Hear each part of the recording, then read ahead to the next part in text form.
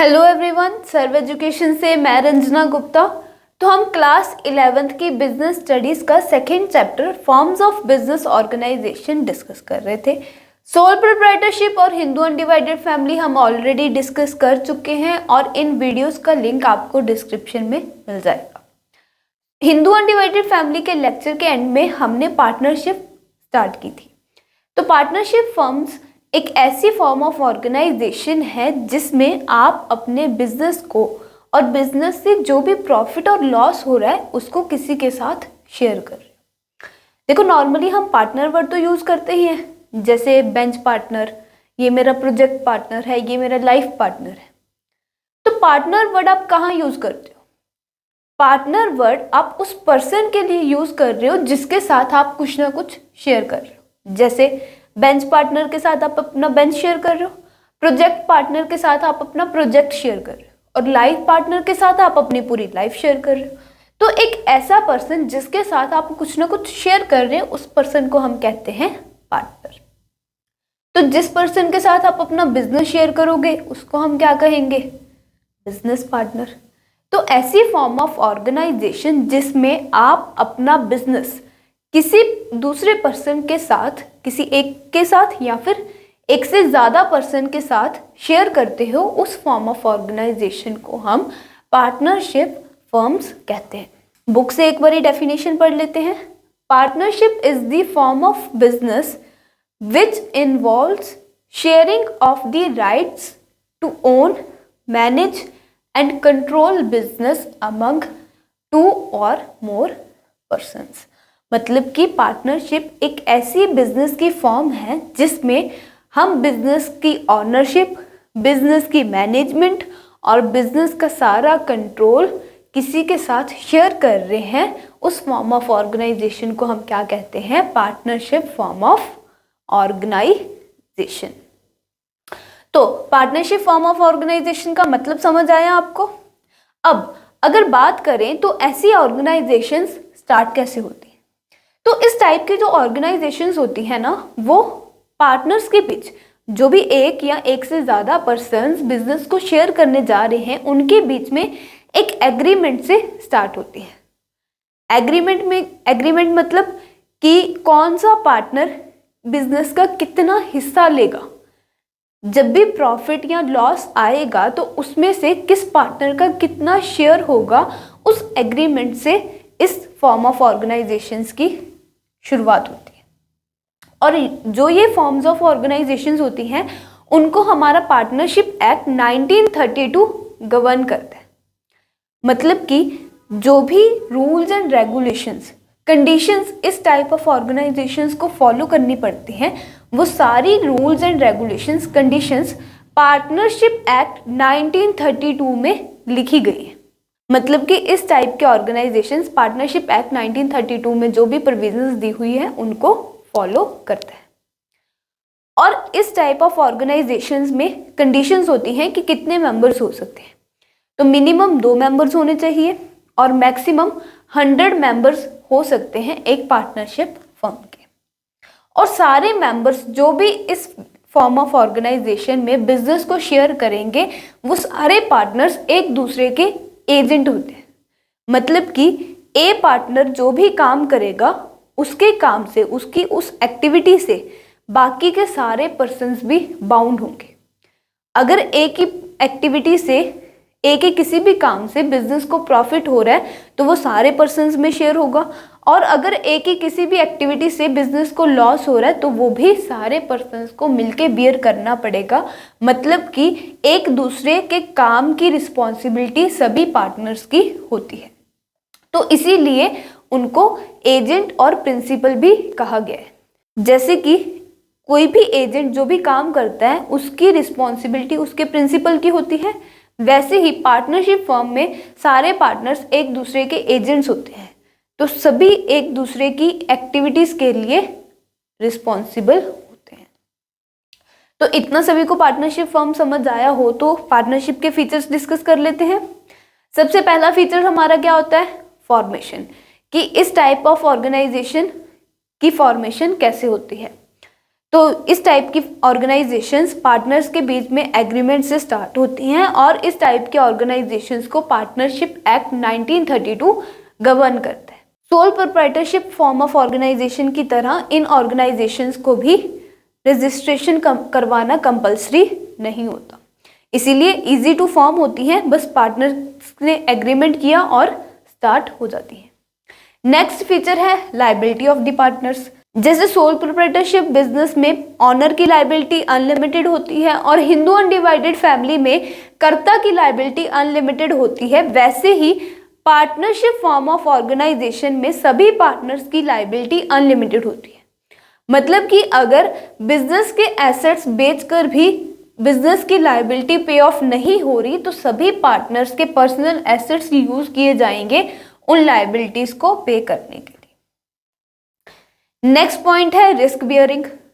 Soul proprietorship form of organisation में अकेला owner individually सारा रिस्क बियर करता है, लेकिन इस टाइप के ऑर्गेनाइजेशन में सभी पार्टनर्स मिलके सारा रिस्क बियर करते हैं और वो रिस्क जितना उन्होंने रेशियो पहले ही एग्रीमेंट में डिसाइड किया है उसके अकॉर्डिंग बियर करेंगे। नेक्स्ट फीचर है हमारा decision and control. Soul proprietorship में अकेला ऑनर डिसीजन लेता है, लेकिन इस टाइप ऑफ ऑर्गेनाइजेशंस में सभी पार्टनर्स मिलके म्यूचुअल अंडरस्टैंडिंग से डिसीजन लेते हैं और बिजनेस में सारा कंट्रोल भी उन सभी पार्टनर्स का होता है। नेक्स्ट पॉइंट है कॉन्टिन्यूटी। जैसे सोल प्रोप्राइटरशिप में लैक ऑफ कॉन्टिन्यूटी होती है, इस टाइप ऑफ ऑर्गेनाइजेशंस में भी लैक ऑफ कॉन्टिन्यूटी ही होती है। अगर किसी भी एक पार्टनर को कुछ हो जाता है, कोई भी एक पार्टनर इंसॉल्वेंट हो गया या फिर उसकी डेथ होगी या फिर उसने पार्टनरशिप फर्म से रिटायरमेंट ले ली, तो उसी टाइम पे सब पार्टनरशिप फर्म खत्म हो जाती है, डिसकंटिन्यू हो जाती है। अब पार्टनरशिप के मेंबर्स की बात कर लें तो मिनिमम पार्टनरशिप में कितने मेंबर्स होते हैं? 2 मेंबर्स होते हैं और मैक्सिमम कितने हो सकते हैं? 100 मेंबर्स हो सकते हैं। नेक्स्ट पॉइंट है म्यूचुअल एजेंसी। अभी हमने बात की कि सभी पार्टनर्स एक दूसरे पार्टनर्स के एजेंट होते हैं, तो म्यूचुअल एजेंसी होती है पार्टनर्स के बीच में। मतलब कि एक की एक्टिविटी, एक की किसी भी एक्ट से सभी लोग क्या होंगे? बाउंड होंगे, वो भी उतने ही रिस्पॉन्सिबल होंगे जितना कि वो एक अकेला पर्सन है। फीचर समझ आए? क्या क्या फीचर्स हैं पार्टनरशिप फर्म के? फॉर्मेशन, पार्टनर्स के बीच में एग्रीमेंट से पार्टनरशिप फर्म्स स्टार्ट हो जाती है। सेकंड, सभी पार्टनर्स की लायबिलिटी अनलिमिटेड होती है। थर्ड, म्यूचुअल अंडरस्टैंडिंग होती है पार्टनर्स के बीच में, म्यूचुअल एजेंसी होती है। फोर्थ, रिस्क बियरिंग, सभी पार्टनर्स मिलके रिस्क बियर करते हैं पार्टनरशिप फर्म में। Fifth, decision making and control, जितने भी पार्टनर्स हैं वो मिलके डिसीजंस लेते हैं पार्टनरशिप फर्म में और कंट्रोल भी उन सभी का होता है। मिनिमम 2 मेंबर्स होते हैं और मैक्सिमम 100 मेंबर्स होते हैं। कॉन्टिन्यूटी कम होती है, अगर किसी भी एक पार्टनर को कुछ हो जाए तो पार्टनरशिप फर्म्स डिसकंटिन्यू हो जाएंगी। तो ये थे हमारे features partnership form of organisation के। नेक्स्ट है इसके मेरिट्स। तो मेरिट्स क्या क्या होंगे पार्टनरशिप फर्म के? सबसे पहला मेरिट है easy formation and closure. Sole proprietorship में भी इजी फॉर्मेशन और क्लोजर थी, इसमें भी इजी फॉर्मेशन और क्लोजर है। पार्टनर्स के बीच में एग्रीमेंट से पार्टनरशिप फर्म स्टार्ट हो जाएंगी। अगर किसी भी पार्टनर को कुछ हो जाता है या फिर पार्टनर्स बिजनेस कंटिन्यू नहीं करना चाहते तो उसी टाइम पे पार्टनरशिप फर्म्स क्या हो जाएंगी? डिसकंटिन्यू हो जाएंगी। तो इजीली स्टार्ट भी हो जाती हैं और इजीली क्लोज भी हो जाती हैं। नेक्स्ट हमारा मेरिट है balance decision making. Soul proprietorship में सिर्फ एक ही पर्सन होता है डिसीजन लेने के लिए, लेकिन यहाँ पर एक से ज़्यादा पर्सन होंगे, तो सभी लोग अपनी अपनी स्पेशलिटी, जिस भी फील्ड में वो स्पेशल है वो यूज़ करेंगे, तो इससे डिसीजन मेकिंग्स बेटर हो सकती हैं बिजनेस के regarding. So balance decision makings होती हैं इस टाइप ऑफ ऑर्गेनाइजेशन में। नेक्स्ट मेरिट है मोर फंड्स। सोल प्रोप्राइटरशिप में सिर्फ सिंगल ओनर होता है, वही फंड्स जनरेट करता है बिजनेस के लिए, लेकिन यहाँ पर एक से ज़्यादा लोग मिलके काम कर रहे हैं तो फंड्स भी एक से ज़्यादा लोग कंट्रीब्यूट करेंगे। एक से ज़्यादा लोग अपनी कैपिटल कंट्रीब्यूट करेंगे बिजनेस में तो ज़्यादा फंड्स होंगे बिजनेस में काम करने के लिए हमारे पास। नेक्स्ट फीचर है sharing of risk. Soul proprietorship में सिर्फ एक बंदा रिस्क शेयर करता है, यहाँ पर एक से ज़्यादा पर्सन्स मिलकर रिस्क को शेयर करते हैं। नेक्स्ट मेरिट है सीक्रेसी। पार्टनरशिप फर्म्स में सीक्रेसी मेंटेन होती है। अब इसका क्या मतलब है, जब हम कंपनीज को डिस्कस करेंगे, कंपनी फॉर्म ऑफ ऑर्गेनाइजेशन को, तो उस फॉर्म ऑफ ऑर्गेनाइजेशन में कंपनीज को अपनी जो प्रॉफिट एंड लॉस होती है, जो भी उनकी बैलेंस शीट्स होती हैं, वो पब्लिक के सामने डिस्क्लोज करनी होती है। लेकिन ऐसी कोई भी कंडीशन इस फॉर्म ऑफ ऑर्गेनाइजेशंस पे नहीं होती, इसीलिए जो भी इस टाइप ऑफ ऑर्गेनाइजेशंस को प्रॉफिट लॉस हो रहा है, जो भी इनके पास एसेट्स हैं, उनकी सीक्रेसी बनी होती है इस बिजनेस में। तो सीक्रेसी भी इसकी एक मेरिट है। क्या क्या मेरिट्स हैं इस फॉर्म ऑफ ऑर्गेनाइजेशन के? Easy of formation and closure, next balance decision making, third more funds, fourth sharing of risk, and last secrecy maintain होती है इस टाइप ऑफ ऑर्गेनाइजेशंस में। नेक्स्ट टॉपिक है हमारा लिमिटेशंस ऑफ पार्टनरशिप फर्म्स। अब इस type of organisations में limitations क्या क्या है? सबसे पहली लिमिटेशन तो ये है कि इस टाइप ऑफ ऑर्गेनाइजेशन में भी अनलिमिटेड लायबिलिटी होती है सभी की। अनलिमिटेड लायबिलिटी मतलब कि उन पार्टनर्स के पर्सनल एसेट्स भी यूज किए जाएंगे अगर लायबिलिटीज पे ऑफ नहीं हो रही बिजनेस से, तो ये इसकी सबसे बड़ी लिमिटेशन है। नेक्स्ट लिमिटेशन है पॉसिबिलिटी ऑफ कन्फ्लिक्ट्स। अब एक से ज़्यादा लोग काम कर रहे हैं, तो प्रॉफिट को लेके, अगर बिजनेस को प्रॉफिट हो रहा है तो उसको लेके उन लोगों के बीच में डिस्प्यूट पैदा हो सकता है। इसीलिए पार्टनरशिप फर्म्स में पॉसिबिलिटी होती है कि कन्फ्लिक्ट्स अराइज हो जाए। मान लो कि कोई पार्टनरशिप फर्म है, उसमें से 50,000 प्रॉफिट आ रहा है। अब ए पार्टनर कह रहा है कि मैंने ज़्यादा काम किया तो मुझे ज़्यादा प्रॉफिट चाहिए। बी पार्टनर कह रहा है कि मैंने ज़्यादा कंट्रीब्यूट किया कैपिटल तो मुझे ज़्यादा प्रॉफिट चाहिए।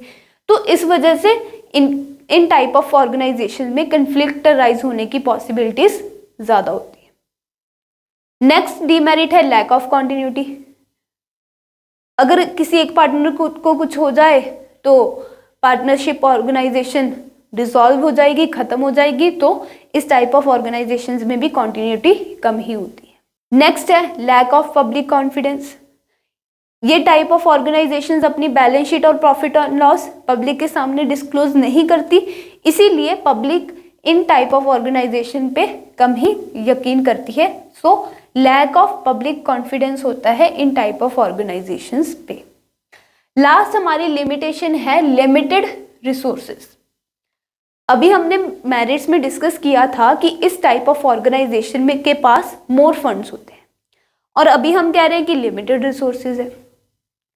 सोल प्रोप्राइटरशिप के कंपैरिजन में ज़्यादा फंड्स होते हैं क्योंकि एक से ज़्यादा लोग हैं इस बिजनेस में, तो इसीलिए ये हमारी मेरिट है। लेकिन जब हम कंपनीज डिस्कस करेंगे तो कंपनीज के अकॉर्डिंग इस टाइप ऑफ ऑर्गेनाइजेशन के पास लिमिटेड रिसोर्सेज होते हैं, क्योंकि एक मैक्सिमम कितने लोग काम कर सकते हैं इस टाइप ऑफ ऑर्गेनाइजेशन में? 100 से ज़्यादा लोग इस टाइप ऑफ ऑर्गेनाइजेशन में काम नहीं कर सकते। तो इसीलिए कहा गया है कंपनीज के कंपैरिजन में इन टाइप ऑफ ऑर्गेनाइजेशंस के पास लिमिटेड रिसोर्सेज होते हैं, तो ये हमारी एक लिमिटेशन है। सो क्या क्या लिमिटेशंस हुई? सबसे पहली अनलिमिटेड लायबिलिटी होती है पार्टनर्स की, second lack of continuity, third possibility of conflicts, fourth lack of public confidence, and last limited resources होते हैं एज कंपैरिजन कंपनीज। सो ये थी हमारी लिमिटेशंस। तो features of partnership, merits and demerits of partnership discuss करने के बाद नेक्स्ट हमारा टॉपिक है types of partnership firms. Partnership firms भी दो तरह की होती हैं, दो तरह से एग्जिस्टेंस में आती हैं, on the basis of duration, time period के बेसिस पे, और on the basis of liabilities के बेसिस पे। तो सबसे पहले हम डिस्कस करेंगे partnerships on the basis of duration, यानी कि जो टाइम पीरियड के बेसिस पे पार्टनरशिप एग्जिस्टेंस में रहती हैं उनके बारे में। तो तीन तरह की पार्टनरशिप्स होती हैं टाइम पीरियड के बेसिस पे। सबसे पहले है fixed partnership, second partnership at will, third particular partnership. First fixed partnership. Fixed partnerships जो होती हैं वो एक स्पेसिफाइड टाइम पीरियड के लिए ही एग्जिस्टेंस में रहती हैं, यानी कि 5 साल, 4 साल, 6 साल, इस इतने टाइम पीरियड जो भी हमने एग्रीमेंट में स्पेसिफाई किया टाइम पीरियड, उतने टाइम पीरियड के लिए ही एग्जिस्टेंस में रहती हैं। उसके बाद वो टाइम पीरियड पूरा होने के बाद इस टाइप की जो पार्टनरशिप फर्म्स होती हैं वो टर्मिनेट हो जाती हैं, ख़त्म हो जाती हैं। फॉर एग्जाम्पल कि मोहन और कबीर ने कोई बिजनेस स्टार्ट किया पार्टनरशिप फर्म में, वो उन्होंने एग्रीमेंट किया पार्टनरशिप फर्म स्टार्ट करने से पहले कि वो ये बिजनेस पार्टनरशिप में बस 5 साल के लिए ही रन करेंगे। तो 5 साल पूरे होते ही जो उनकी ये पार्टनरशिप है वो अपने आप ख़त्म हो जाएगी, टर्मिनेट हो जाएगी। मतलब कि एक स्पेसिफिक टाइम पीरियड जितना हम एग्री करते हैं उतने टाइम पीरियड के लिए इस टाइप की पार्टनरशिप फर्म्स एग्जिस्टेंस में रहती हैं, उसके बाद अपने आप ऑटोमेटिकली टर्मिनेट हो जाती है। Next, partnership at will. Will का मतलब होता है इच्छा। इस तरह की जो पार्टनरशिप्स होती हैं वो पार्टनर्स की इच्छा के अनुसार चलती हैं। जितने टाइम तक पार्टनर्स की इच्छा होगी, विल होगी पार्टनरशिप में काम करने का, उतनी देर तक ये पार्टनरशिप फर्म्स एग्जिस्टेंस में रहेंगी। जब पार्टनर्स का मन करेगा, उनकी डिज़ायर होगी पार्टनरशिप को डिसॉल्व करने का, उसके बाद इस तरह की पार्टनरशिप फर्म्स डिसॉल्व हो जाएगी। मतलब कि प्री एग्रीमेंट में कुछ नहीं लिखा होता है इसकी टर्मिनेशन के बारे में, बस बिजनेस रन करते करते जब भी उनका मन करेगा पार्टनर्स का, तो इस तरह की पार्टनरशिप फर्म्स खत्म हो जाती हैं। नेक्स्ट है पर्टिकुलर पार्टनरशिप। पर्टिकुलर पार्टनरशिप्स में टाइम पीरियड स्पेसिफाइड नहीं होता कि कितने टाइम के लिए हम इस तरह की पार्टनरशिप्स को कर रहे हैं। पर्टिकुलर पार्टनरशिप्स में बेसिकली एक वेंचर, एक वर्क स्पेसिफाई होता है, वो उस वर्क को कंप्लीट करने के लिए ही एग्जिस्टेंस में आती है। जब वो वर्क कंप्लीट हो जाता है उसके बाद इस तरह की जो पार्टनरशिप फर्म्स होती हैं वो खत्म हो जाती हैं।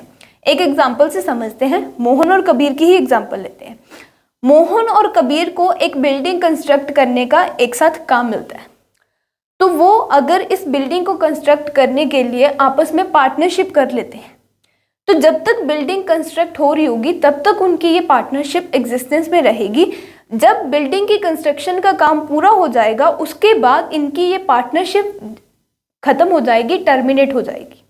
तो एक पर्टिकुलर वर्क के लिए अगर आप कोई पार्टनरशिप फर्म रन कर रहे हो, स्टार्ट कर रहे हो, तो उसे हम पर्टिकुलर पार्टनरशिप कहेंगे कि एक काम को करने के लिए हमने पार्टनरशिप की, जब वो काम खत्म हो जाएगा तो हमारी पार्टनरशिप भी खत्म हो जाएगी।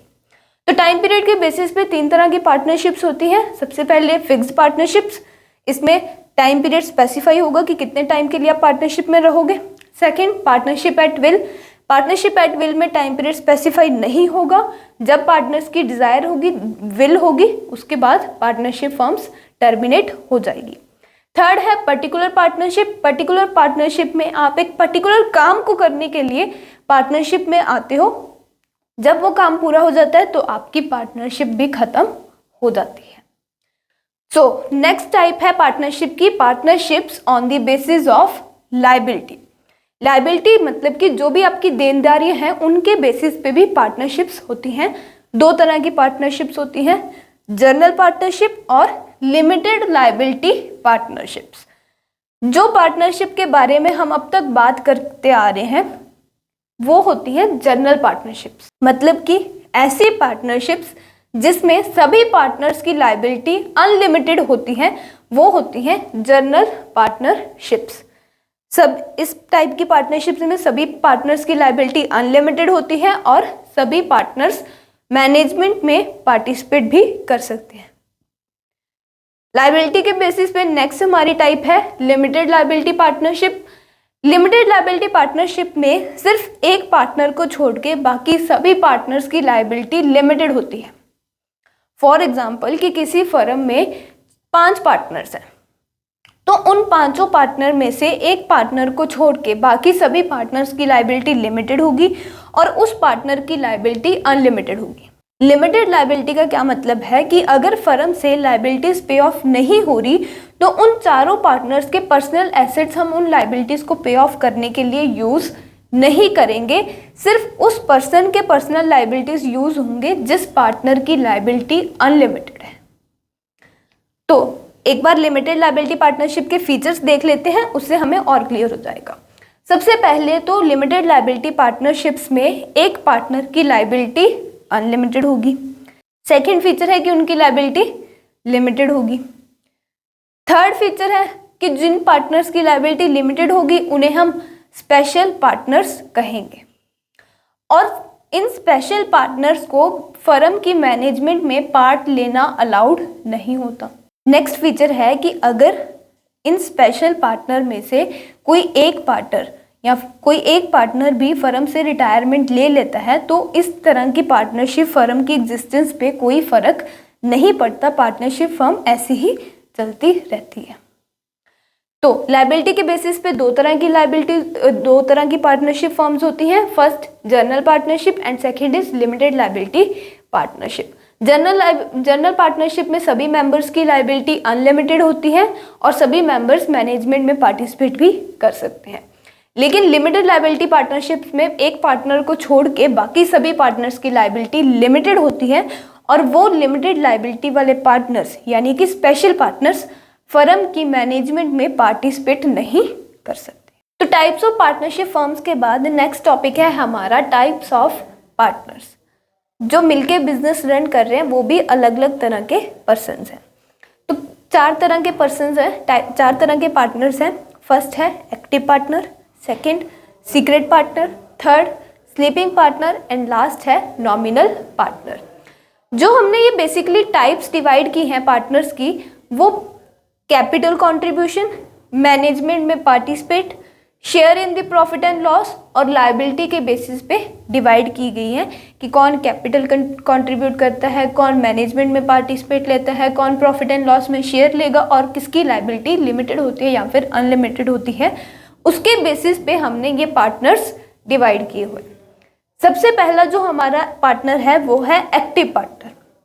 एक्टिव पार्टनर्स सभी कामों में एक्टिव होगा, कैपिटल कंट्रीब्यूट भी करेगा, मैनेजमेंट में पार्टिसिपेट भी करेगा, बिजनेस से जो प्रॉफिट एंड लॉस हो रहा है उसमें भी हिस्सा लेगा और उसकी जो लायबिलिटी है वो भी अनलिमिटेड होगी।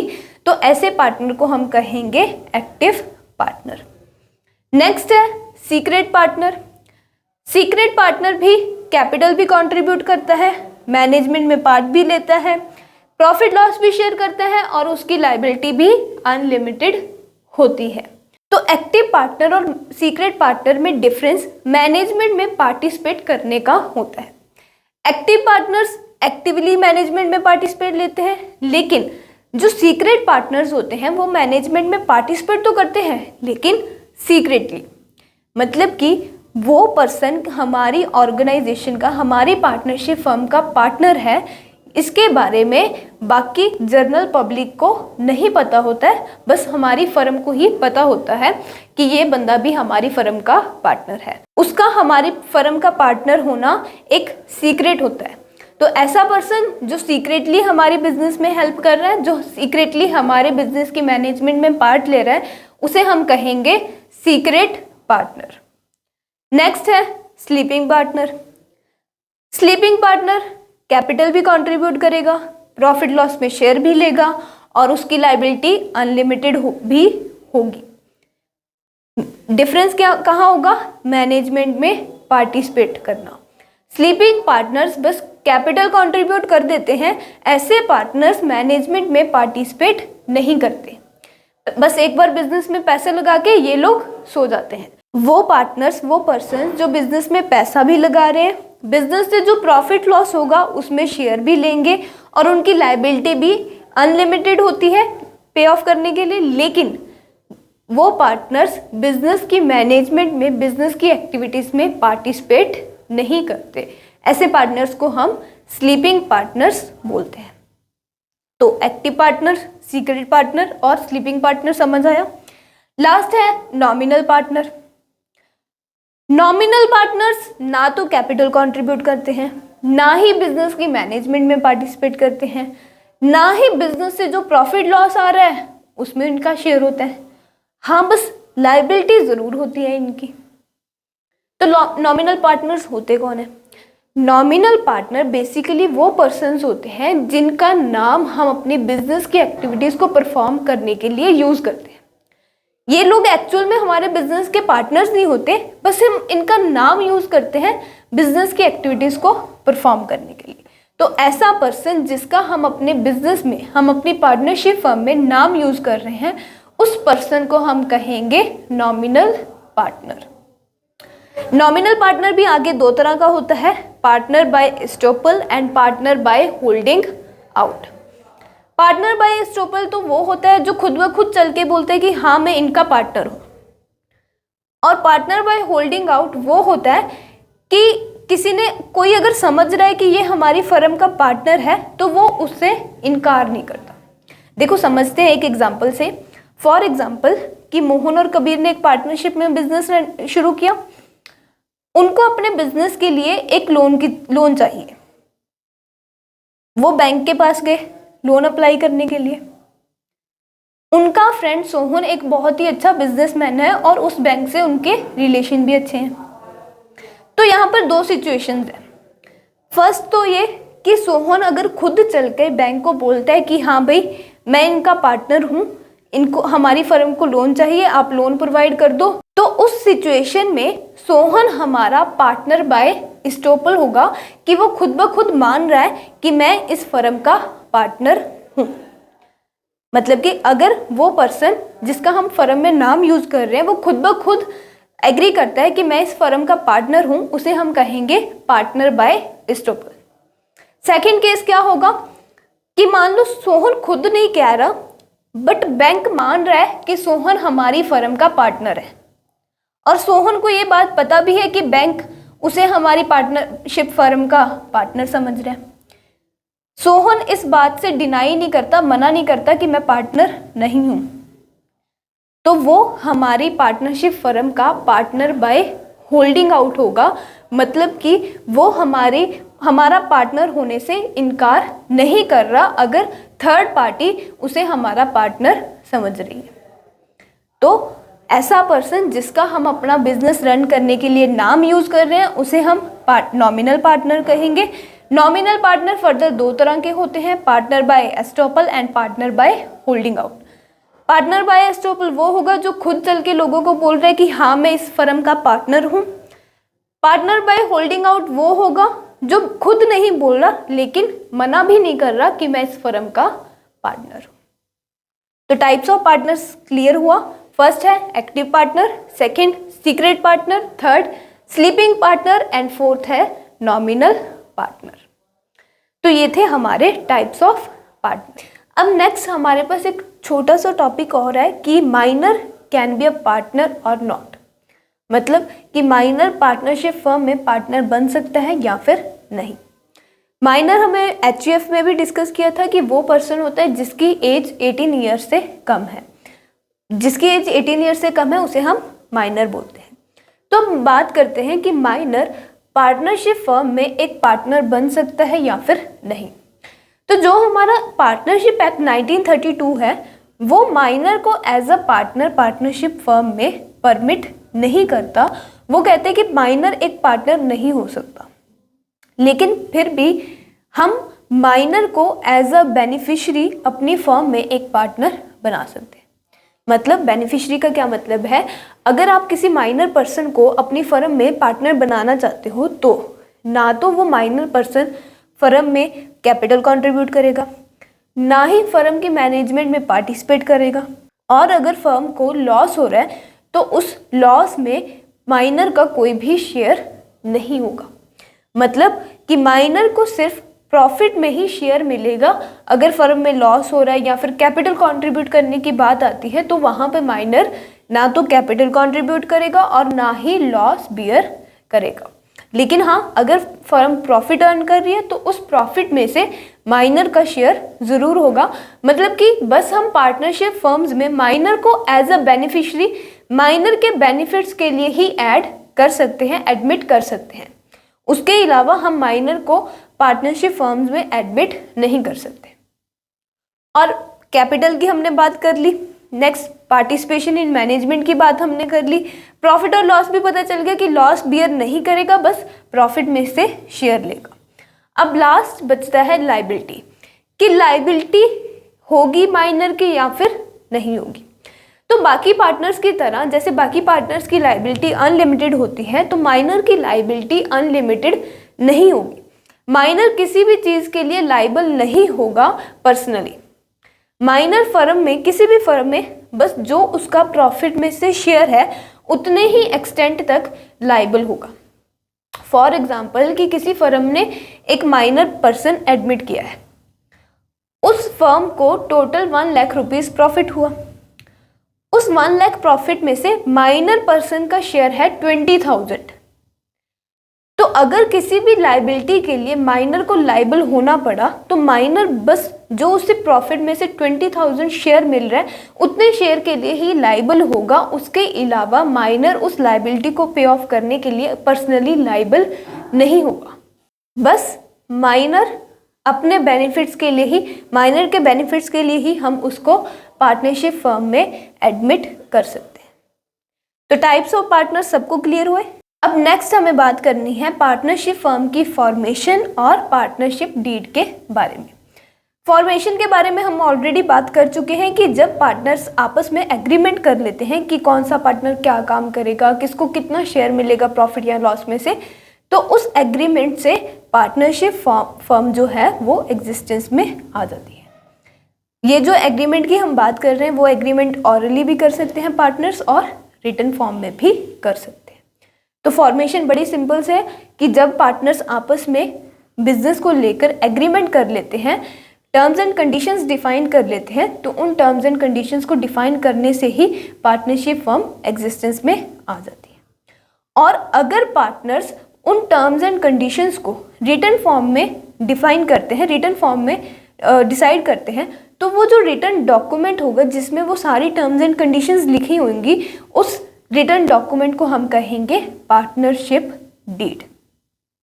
जो भी रिटन डॉक्यूमेंट है जिसमें वो सारी टर्म्स एंड कंडीशंस डिसाइड कर रहे हैं, उस रिटन डॉक्यूमेंट को हम क्या कहेंगे? Partnership deed, partnership agreement. So formation बड़ी सिंपल से, एग्रीमेंट करने से फॉर्म हो जाएगी पार्टनरशिप फर्म। अगर एग्रीमेंट रिटन फॉर्म में है तो उस रिटन डॉक्यूमेंट को हम क्या कहेंगे? Partnership deed. अब इस डीड में क्या क्या लिखा होता है?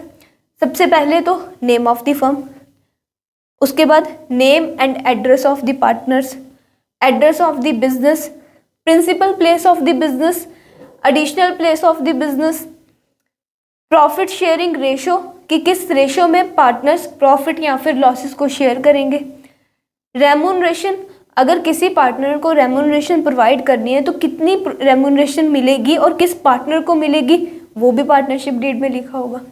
अगर जो पार्टनर्स कैपिटल कंट्रीब्यूट कर रहे हैं उस कैपिटल पे आप इंटरेस्ट प्रोवाइड कर रहे हो तो कितने % इंटरेस्ट प्रोवाइड करोगे। जो ड्राइंग्स पार्टनर्स विड्रॉ कराएंगे, अगर उसके ऊपर से पार्टनर से इंटरेस्ट चार्ज करना है तो कितने % इंटरेस्ट चार्ज करना है। Rights and duties of the partners, किस पार्टनर का क्या राइट होगा और किस पार्टनर की क्या ड्यूटी होगी। लाइबिलिटी किसकी कितनी होगी, ये भी लिखा होगा। माइनर अगर कोई पार्टनर है तो ये भी लिखा होगा। बेसिकली जो भी पार्टनरशिप एग्रीमेंट में आप टर्म्स एंड कंडीशंस डिसाइड कर रहे हो और जिस टर्म्स और कंडीशन के बेसिस पे आप पार्टनरशिप फर्म स्टार्ट कर रहे हो, वो सारी टर्म्स एंड कंडीशंस इस पार्टनरशिप डीड में, इस एग्रीमेंट में लिखी हो। तो फॉर्मेशन और पार्टनरशिप डीड समझ आया। नेक्स्ट लास्ट टॉपिक है हमारा रजिस्ट्रेशन ऑफ पार्टनरशिप फर्म। वैसे तो हमने बात की थी कि फॉर्मेशन बड़ी सिंपल है, बस एग्रीमेंट से एग्जिस्टेंस में आ जाती है पार्टनरशिप फर्म। सो इसीलिए पार्टनरशिप फर्म्स की रजिस्ट्रेशन करवाना कंपलसरी नहीं होता। लेकिन अगर आप पार्टनरशिप फर्म को रजिस्टर करवाते हो तो उसका आपको कुछ एडवांटेजेस मिलते हैं और अगर आप नहीं करवाते तो उसके कुछ ना कुछ कॉन्सिक्वेंसेस भी होते हैं। तो हम वही डिस्कस करेंगे कि क्या क्या डिसएडवांटेजेस होते हैं, क्या क्या कॉन्सिक्वेंसेस होते हैं अगर हम पार्टनरशिप फर्म को रजिस्टर नहीं करवा रहे तो। बड़े सिंपल से कॉन्सिक्वेंसेस हैं अगर आप पार्टनरशिप फर्म को रजिस्टर नहीं करवा रहे तो। सिंपली आप किसी के भी ऊपर केस नहीं कर सकते कोर्ट में। अगर आपकी फर्म रजिस्टर्ड नहीं है तो वो अनरजिस्टर्ड फर्म किसी थर्ड पार्टी के ऊपर केस नहीं कर सकती, ना ही जो उसकी फर्म में उसके पार्टनर्स हैं, फर्म में पार्टनर्स काम कर रहे हैं, उन पार्टनर्स के ऊपर आप केस कर सकते हो, ना ही अनरजिस्टर्ड फर्म का पार्टनर पार्टनरशिप फर्म पे केस कर सकता है और ना ही बाकी पार्टनर्स के ऊपर केस कर सकता है इन केस ऑफ डिस्प्यूट। अगर पार्टनरशिप फर्म में पार्टनर्स के बीच में आपस में या फिर किसी थर्ड पार्टी के साथ कोई डिस्प्यूट अराइज हो जाता है तो उस केस में पार्टनर्स और पार्टनरशिप फर्म किसी के भी ऊपर केस नहीं कर सकती अगर आपकी फर्म रजिस्टर्ड नहीं है। तो ये सिंपल से कॉन्सिक्वेंसेज है कि अगर आप अपनी फर्म को रजिस्टर्ड नहीं करवाते तो आप उस थर्ड पार्टी के ऊपर या फिर अपने ही पार्टनर्स के ऊपर डिस्प्यूट के केस में कोई भी लीगल एक्शन नहीं ले सकते। सो सिंपल, अगर आप रजिस्ट्रेशन नहीं करवा रहे तो क्या होगा वो समझ आया। अब नेक्स्ट है प्रोसीजर ऑफ रजिस्ट्रेशन, कि अगर आपका मन है कि आप अपनी पार्टनरशिप फर्म को रजिस्टर करवाना चाहते हो तो वो कैसे करवाओगे। कुछ नहीं, बड़ा सिंपल सा प्रोसीजर है। क्या करना होगा, एप्लीकेशन, रजिस्ट्रेशन के लिए जो भी एप्लीकेशन होगी उसको आपको रजिस्ट्रार के पास सबमिट करवानी होगी और उस एप्लीकेशन के साथ कुछ और डॉक्यूमेंट्स भी सबमिट कराने होंगे, जैसे कि name of the firm, address of the firm, additional address, अगर आप किसी एडिशनल प्लेस पे अपना बिजनेस रन कर रहे हो तो वो additional address, name and permanent address of the partners, date of admission of partners and last duration of the firm. ये सारे documents along with application registrar के पास सबमिट करवा के आप अपनी फर्म को रजिस्टर करवा सकते हो। रजिस्ट्रार इन सारे डॉक्यूमेंट्स को वेरीफाई करेगा, अगर उसको ये सारे डॉक्यूमेंट्स करेक्ट लगते हैं, सही लगते हैं, तो आपकी फर्म रजिस्टर्ड हो जाएगी। रजिस्टर्ड कराने के बाद भी अगर आप अपनी फर्म में कोई भी चेंजेस करते हो, जैसे कि एड्रेस चेंज होता है या कोई भी चेंजेस होता है, कोई पार्टनर फर्म से रिटायरमेंट ले लेता है या फिर कोई नया पार्टनर आप अपनी फर्म में ऐड करते हो, तो ये सारे चेंजेस भी आपको रजिस्ट्रार को बताने होंगे। सो इसी के साथ हमारा पार्टनरशिप फर्म का टॉपिक कंप्लीट हुआ। पार्टनरशिप, सबसे पहले हमने डिस्कस किया कि पार्टनरशिप क्या है, उसके बाद पार्टनरशिप के फीचर्स, फिर merits and demerits, then types of partnership firm and types of partners, उसके बाद formation and partnership deed and last में registration of partnership firm. Hope आपको पार्टनरशिप वाला टॉपिक क्लियर हुआ। अगर नहीं क्लियर हुआ तो आप हमें कमेंट करके भी पूछ सकते हो और आपको पता ही है कि हमारे सभी अकाउंट्स का लिंक डिस्क्रिप्शन में अटैच होता है, व्हाट्सएप, फेसबुक, इंस्टाग्राम, टेलीग्राम, आप कहीं पे भी अपनी क्वेरी ड्रॉप कर सकते हो। Thank you so much and stay tune for next lecture. Next lecture में हम कोऑपरेटिव सोसाइटीज़ करेंगे।